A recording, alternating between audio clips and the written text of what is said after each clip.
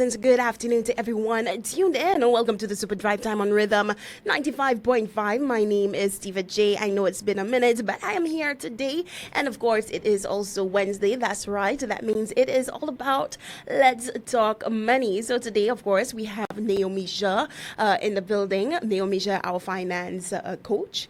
And we are continuing with our topic, taking a look at managing debt and building wealth, correct? That's correct. Managing debt and building wealth. Perfection. So, please, Naomi, go ahead.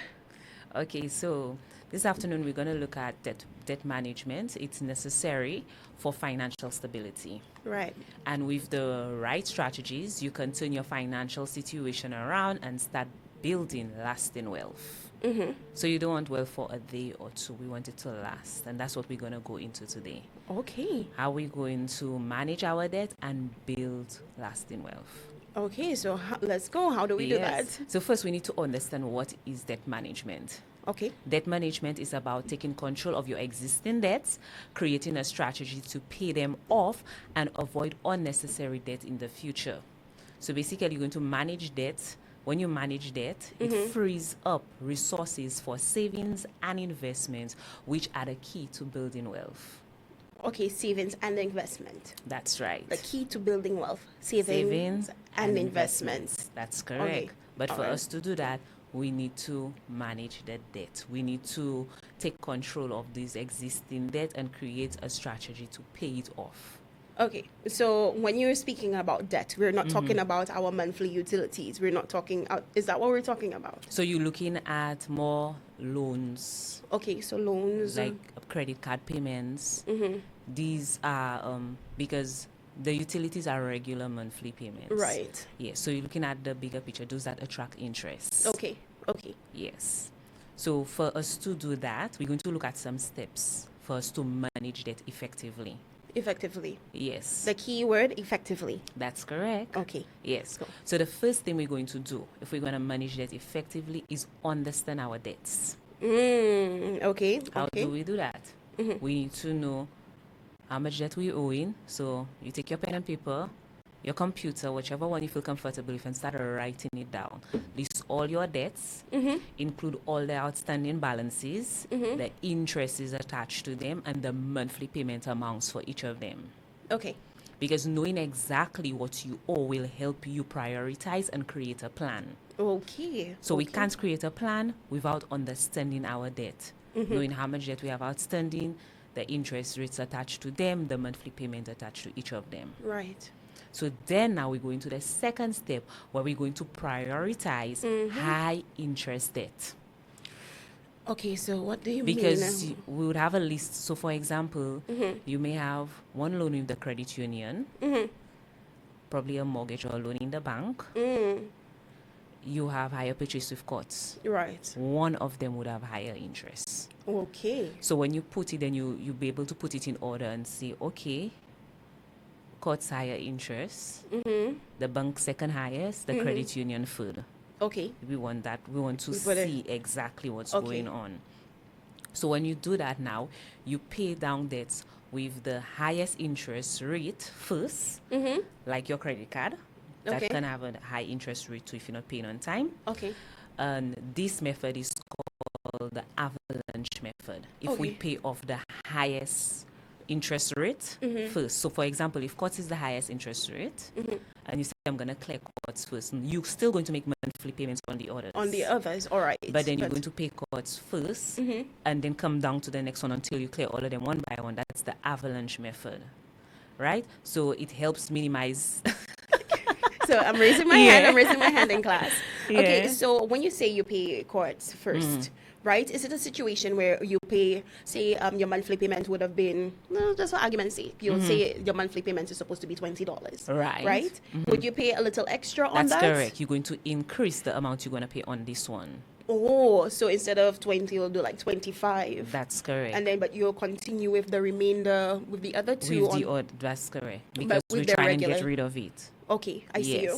Yes, right. So basically, this will help minimize the amount you pay in interest over time because Okay. you're trying to get rid of the highest rate first, and then you're going to target the others. So basically, when you're done with courts, $25, then now you put that $25 onto the loan at BOSL or whatever. So if let's say you're putting 100 on that particular loan while you Right. were still doing monthly, so now since you clear off courts, so now this one will be 125. I see. Right. So we So avalanche it right now. that's Okay, I right. see That's you. I right. see you. And then you have, for some persons, this may be a little overwhelming. So if it's overwhelming, then you use the snowball method, which involves paying off the smallest debt first, and you continue. Okay. So this can be effective as it builds momentum. So for example, if the smallest debt is, let's say, the credit union, I try and get rid of the credit union first. You will still be doing monthly payments on the others, On the like the others, other right. method. You're still doing the monthly payments on the others, but then you're going to put more into the credit union. When you clear off the credit union Right. now, that amount you was putting to clear off the credit union, you're going to put it now onto the bank Right. because that's our second highest. So you go in that order. So basically, you use what works best for you. Okay, so we're talking about the avalanche method where you prioritize the one of the highest interest rate. Highest interest rate. And then the snowball method where you take on the based on the smallest amount. The smallest so this one is amount- not interest rate, it's the the amount smallest outstanding. Okay. Yeah. So how can someone decide which approach is best for them?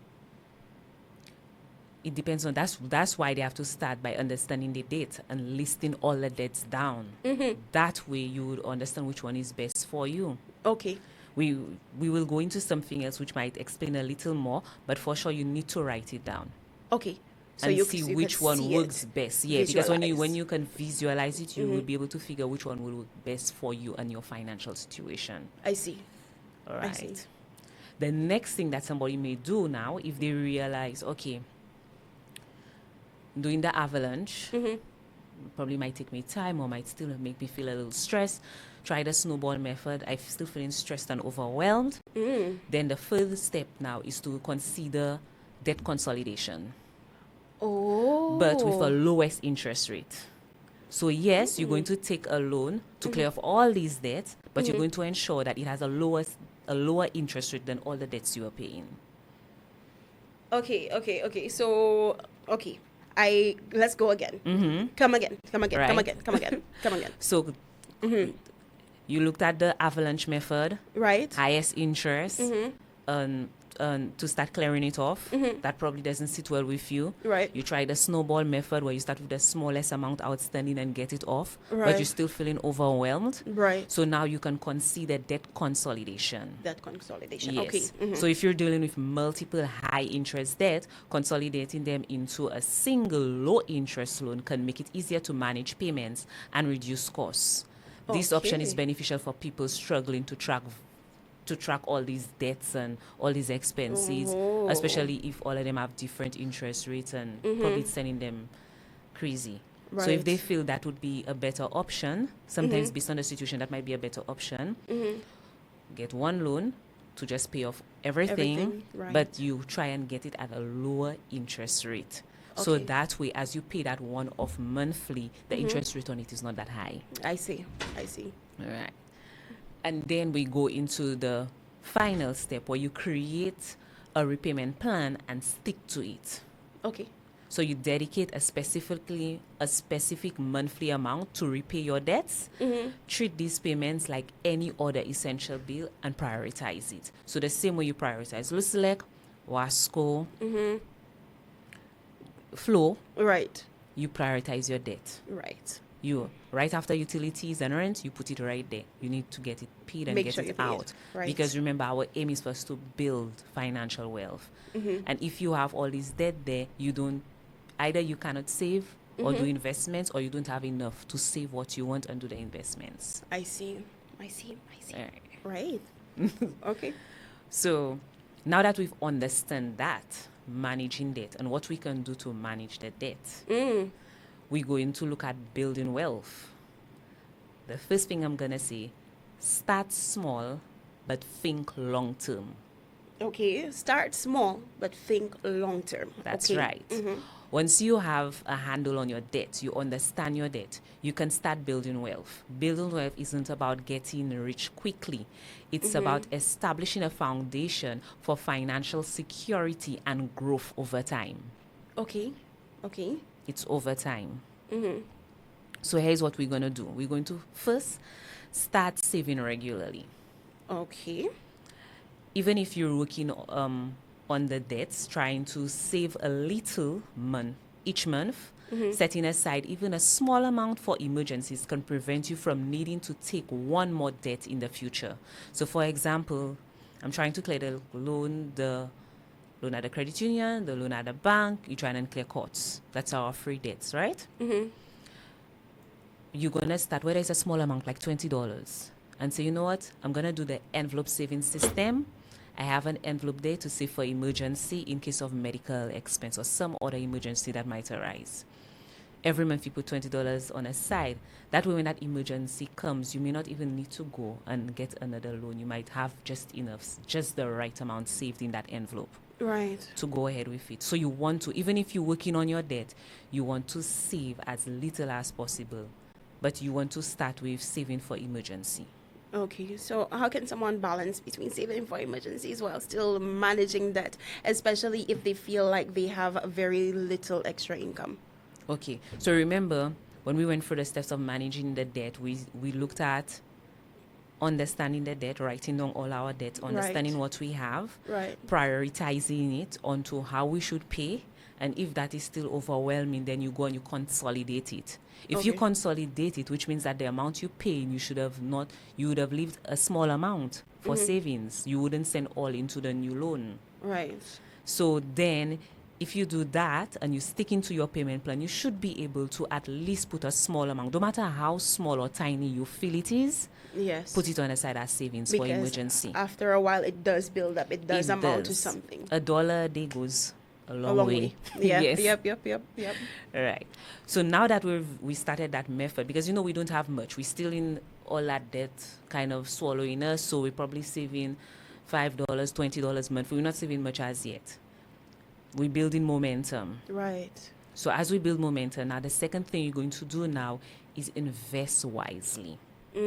So once you're debt free or managing low interest debt, so probably you consolidate that loan, so you're paying a lower interest rate debt, consider investing. And in St. Lucia, we can invest in stocks, bonds, mutual funds. Okay. These can help you grow your wealth. If you're new to investing, start by educating yourself or consult a financial advisor to create a portfolio that suits your risk tolerance and goals. So for example, before I started investing, I would have called all the financial institutions in St. Lucia, find out what's available on the market, and had my little notebook writing each of them down. Okay. The amount you probably need to start off, the interest I will get on it, the dividends, returns. That's when you're investing, when you're ready to invest. That's right. Okay. Put all of that down. And then when you get to a point where you feel, okay, I am ready to start my investment, start with the smallest ones. So for example, the smallest and easiest way for persons to start at least an investment is probably having a home start account or retirement account. You can start these because they give you dividends on these.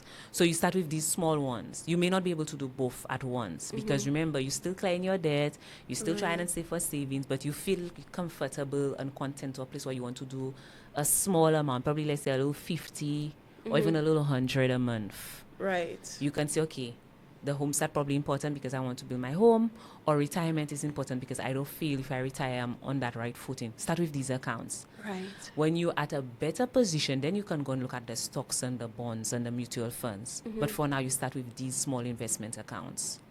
Okay. Yeah. Okay. So now that we've done that, the third thing we're going to do is set financial goals. Wealth building is most effective when you have clear financial goals, whether it's saving for a home, retirement, or your child's education. Set realistic goals and plan your finances to achieve them. Okay. So, like I said earlier, we're still trying to clear off our debt, we're still trying to save a little for emergencies, but we're feeling a little more comfortable. we may not be able to go and do all one time for investment in terms of the home, the retirement, even the child's education. So you prioritize the one that is most important, and you start with this one. Right. Then probably when you get a little more comfortable, the income a little more, then you add the second one, and you gradually add each of these investment accounts. Okay. You're right. And then the last one, which is something we've been saying throughout the show from the time we started, live within your means. True. Live within the means. Yes. Right.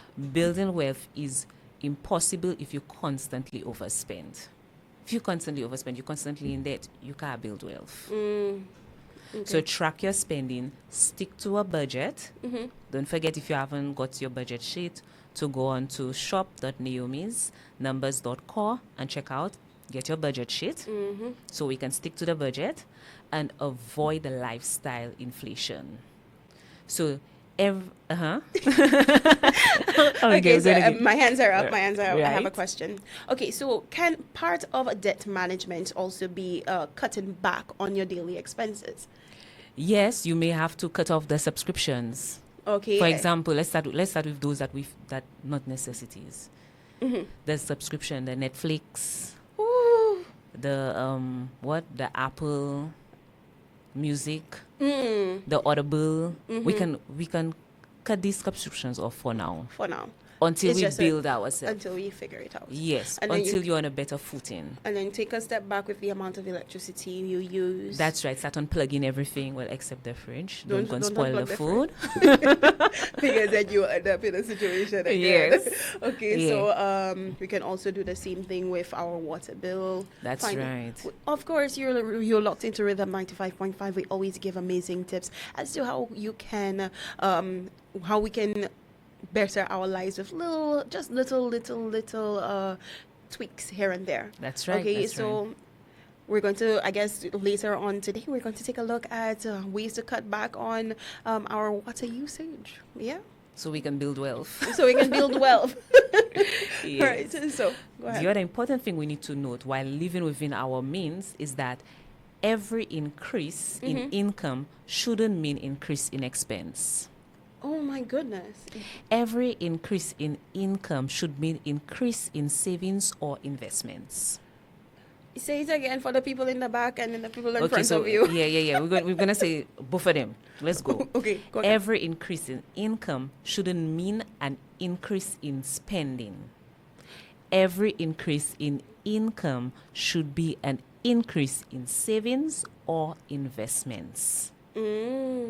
So just because I got an additional $50 today doesn't mean I have to go and just take the half of the 50 and just put it somewhere, go and pay off a bill.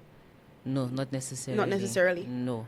Okay. So for example, the best description for this one is your salary. You've been surviving on 1-2, and then you get a pay increase for 1-3. The 100, you might say, oh boy, yeah, let me go and use that to clear one of my bills quickly. You were already not saving, or if you were saving, it was not enough. Take that 100 and put it on your savings or on a small investment, because you were already living without that 100. Okay. Now, if you're looking at your side hustle, right, you were always doing your side hustle to help probably purchase food or whatever.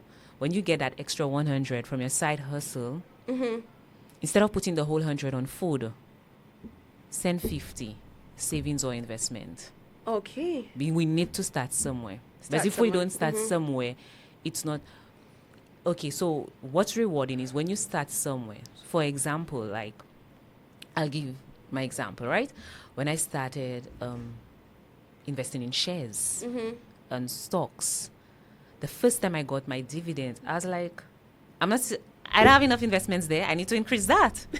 Because I was like so happy to see my dividends on my account. Right. So if you don't start somewhere, there is nothing to push you to want to start or continue. Right. So you need to start somewhere. Right. When you get the increase, not to put it all into spending. Think of what's savings or investment I'm going to put it on.